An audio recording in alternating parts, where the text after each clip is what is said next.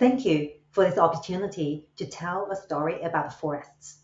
As a conservationist, forests have shaped my career from Asia to Australia. In the greater Mekong region, I worked to protect the lowland rainforests that Asian elephants depend on.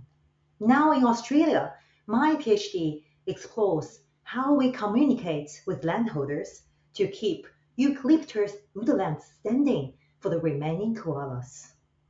Forests matter to people too. Regardless of what culture shaped you, forests are places where many of us find beauty, meaning, healing, and a sense of belonging. And yet, as conservation scientists, we measure forest loss in hectares. We document species decline over decades. While those numbers tell us what is being lost, they cannot answer the hardest question of all. What is putting our forests in danger? This is why I became fascinated by art as a powerful tool to reconnect people to the natural world.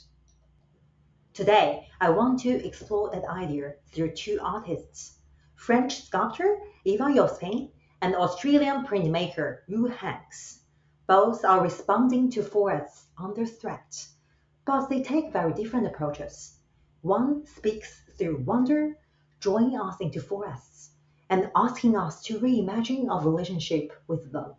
The other speaks through warning, naming the names and calling us to act. Let's begin with Eva Jospin.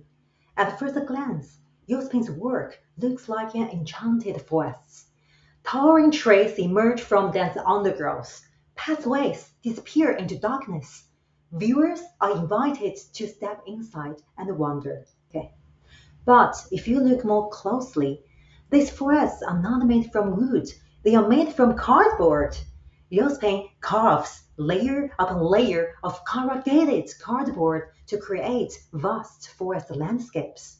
She leaves the material unpainted because the tiny ridges and holes in the board catch natural light and cast living shadows. The texture isn't decoration, it's structural. And the choice of material is intentional. Cardboard comes from trees. By transforming this processed material back into the shape of forests, Jospin is giving trees back the form we took from them. Cardboard is humble and easy to find, but also fragile, mirroring our relationship with forests in our increasingly urbanized world. Stepping inside, Jospin invites us to reflect on that vulnerability. You are surrounded by the shape of a forest, but not its life. There's no bird song, no sound of the earth, no living canopy overhead. These forests are immersive and beautiful, but silent. You move through as a visitor, not as part of an ecosystem. We conservationists call this the extinction of experience, the gradual loss of direct living contact with the natural world. As people grow more removed from nature, awareness retreats, and with it, the will to protect. That absence is the point. If Jospin asks us to feel the fragility of forests, Hanks asks us to confront the destroying them. His work, The Coal-Throated Finch, responds directly to a proposed open-cut coal mine that threatened to destroy the Bimba Box Natural Refuge in central Queensland. The refuge contains more than 8,000 hectares of never-cleared woodland and provides habitat for over 170 bird species, including the endangered black-throated finch. It is part of the Bimba Box 153 Birds Project, where over 450 artists from around the world created prints, poetry, and music to build public opposition to the mine and protect the refuge. In 2022, the Land Court recommended the mining project be refused.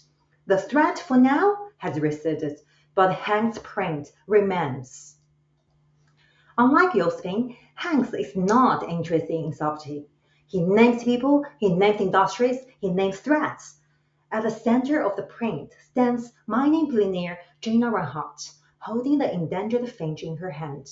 She wears a hard hat, a high-waist vest, and a string of pearls, as though wealth and extraction are not opposites, but a single, seamless identity. Here, she becomes a symbol of Australia's mining industry.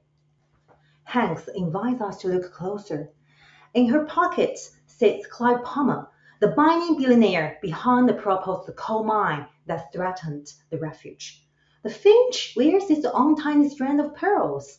Instead of appearing as a living animal, it begins to resemble an accessory, a possession, something to own rather than protect. Hanks is not depicting an abstract threat. He is naming the people and the corporations shaping the future of this landscape. And even the medium Hanks chose reinforces his message. He works in hand-colored linocut, a form of printmaking with a long history of political activism. Around the world, artists have used this medium to challenge war, exploitation, and environmental destruction. Cheap to produce and easy to distribute, they were designed not simply to be admired, but to spread ideas. Hanks borrows that bold visual language to confront modern mining interests, making the threats so vivid, so personal, so named that looking away becomes difficult. Looking at these two artists together, I'm struck by how art gives me hope as a conservationist. One speaks through wonder, the other speaks through longing.